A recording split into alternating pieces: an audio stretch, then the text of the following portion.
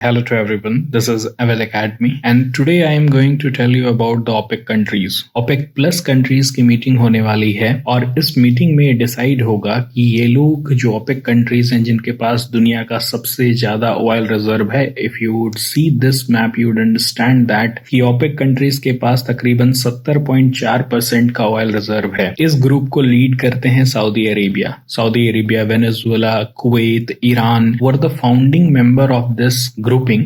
और इसके साथ साथ ओपेक प्लस को अगर जोड़ना है तो आप उसमें Malaysia, Sudan, south Sudan, Ecuador, Azerbaijan, Mexico और रशिया को भी जोड़ दीजिए. ये सारे कंट्रीज मिलकर ओपेक प्लस बनाते हैं. अब इनकी जो मीटिंग है वो संडे को होने वाली है और ये लोग डिसाइड करेंगे कि ऑयल प्रोडक्शन को बढ़ाना चाहिए या नहीं बढ़ाना चाहिए. यूनाइटेड स्टेट्स ऑफ अमेरिका का ये कहना है कि आप प्रोडक्शन को बढ़ाइए. आप जब प्रोडक्शन को बढ़ाइएगा तो रशिया का ऑयल के डिमांड जो है वो मार्केट में कम हो जाएगी और इससे वो जो फंड कर पा रहे हैं यूक्रेन की लड़ाई को वो नहीं कर पाएंगे. वेयरएज जितने भी ओपेक कंट्रीज हैं या फिर ओपेक प्लस को भी ले ले, उनका ये मानना है कि कोविड-19 में जो उनका लॉस हुआ है उससे अभी तक उभर नहीं पाए हैं and they were not going to increase their production. वो प्रोडक्शन करने के थोड़े से भी मूड में नहीं है. देखिए इससे जो इम्प्लीकेशन होता है ना वो इंडिया जैसे कंट्री के ऊपर बहुत ज्यादा है. इंडिया हो गया, चाइना हो गया, जापान हो गया, इन्हें ये बहुत ही ज्यादा झेलना पड़ता है rise in the crude oil prices को. अगर आप इस इन्फोग्राफिक्स को देखिएगा then you can see out here कि टॉप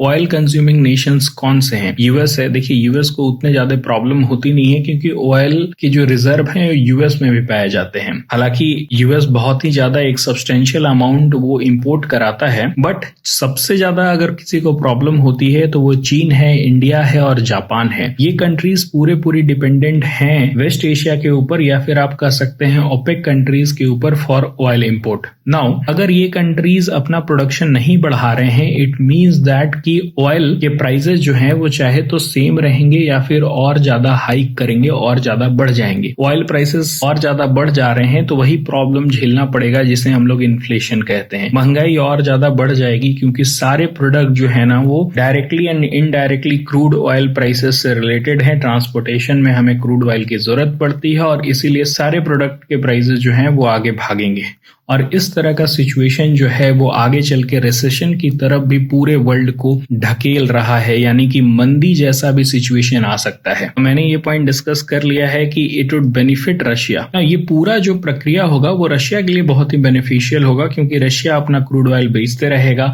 क्योंकि पूरे मार्केट में क्रूड ऑयल की कमी होगी इसलिए रशियन ऑयल अपना जगह बना पाएगा और दूसरे कंट्री जो यूएसए के उतने करीब नहीं है वो रशिया से ऑयल खरीद सकते हैं. खासकर इंडिया और यूरोपियन नेशंस में भी बहुत सारे कंट्रीज हैं जो नेचुरल गैस और क्रूड ऑयल के लिए रशिया पर डिपेंडेंट हैं. वेयरएज यूएसए ने अपनी पूरी ताकत झोंक दी है ऑयल प्राइसेस को कंट्रोल करने के लिए. You can see out here in this graph किस तरह से यूएस का प्रोडक्शन जो था हमेशा डिक्लाइन कर रहा था 2010 तक. उसके बाद कुछ उसने उठाया था लेकिन फिर से वो डिक्लाइन पर था, लेकिन राइट नाउ वो फिर से इंक्रीज कर रहा है because of Russia and Ukraine war. USA ये चाहता है कि मार्केट में और ज्यादा ऑयल आए जिससे कि क्रूड ऑयल के जो प्राइसेस हैं वो थोड़े से शांत रह सके और इन्फ्लेशन और रिसेशन जैसे प्रॉब्लम्स और ज्यादा ना बढ़ें. लेकिन एक बात तय आ रहा है, जितने सारे भी रिपोर्ट आ रहे हैं कि प्रोडक्शन तो बढ़ेगा नहीं. ओपेक कंट्री का पूरा मानना है कि हमें लॉस हुआ है और उसकी भरपाई करने का यही समय है. रशिया बेनिफिट में रहेगा, यूएसए और यूरोपियन नेशंस परेशान रहेंगे क्योंकि ऑफ कोर्स हर चीज उनके पास है नहीं. क्रूड ऑयल तो ओपेक कंट्रीज के पास है. That's it for this video. Thank you.